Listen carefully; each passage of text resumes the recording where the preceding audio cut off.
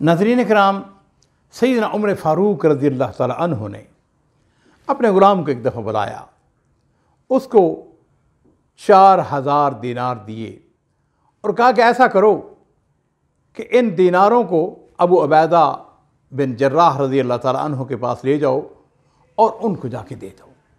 ان سے کہنا کہ امیر المومنین نے آپ کو تحفتاً بھیجا ہے،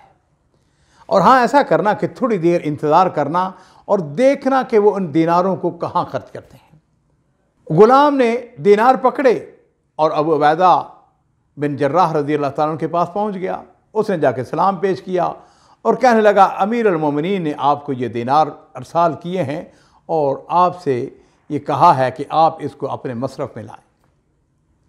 سیدنا ابو عبیدہ رضی اللہ تعالیٰ عنہ نے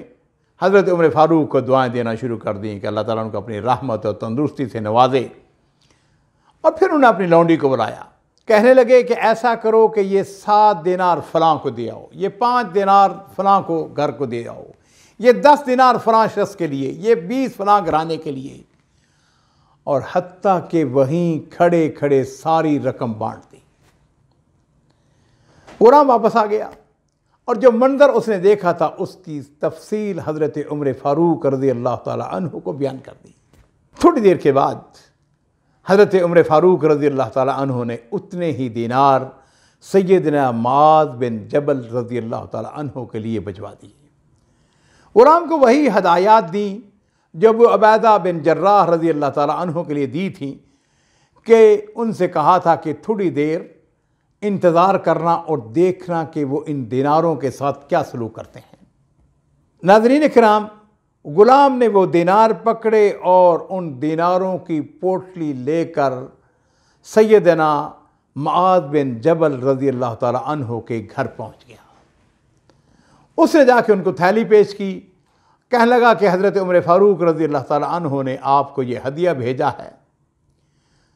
انہوں نے بھی حضرت عمر فاروق رضی اللہ تعالیٰ عنہ کو دعائیں دینی شروع کر دیں، اللہ تعالیٰ ان کو اپنی رحمتیں فرمائے، ان کے مال میں، جان میں، اولاد میں برکت عطا فرمائے، اضافہ فرمائے، اور پھر اس کے بعد انہوں نے اپنی لونڈی کو بلایا، کہنے لگے ایسا کرو کہ اس مال میں سے 5 دینار فلاں گھرانے کو دے دو، فلاں کو 10 دے دو، فلاں گھرانے کو 20 دے دو۔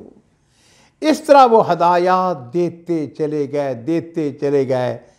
اور وہ تھیلی خالی ہوتی چلی گئی۔ اتنی دیر میں ان کی اہلیہ آ گئی اور ان کی اہلیہ کہنے لگی کہ حضرت اس میں سے ہمیں بھی کچھ عطا ہو،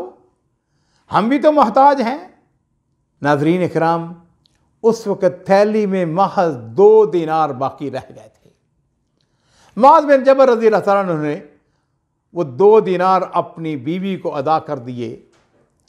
غلام یہ سارا منظر دیکھ رہا تھا، وہ واپس آیا اور اس نے آ کر حضرت عمر فاروق رضی اللہ تعالیٰ عنہ کو سارا واقعہ سنا دیا۔ حضرت عمر فاروق رضی اللہ تعالیٰ عنہ نے ان دیناروں کی تقسیم کا واقعہ سنا تو بڑے خوش ہوئے اور فرمانے لگے انہم اخوۃ بعضہم من بعض، یہ ایک دوسرے کے بھائی ہیں، نیکی اور بھلائی میں یہ سب ایک جیسے ہیں۔ ناظرین کرام، یہ تھے ہمارے سلف صالحین کہ وہ کس طریقے سے اللہ کی راہ میں خرچ کرنے والے تھے۔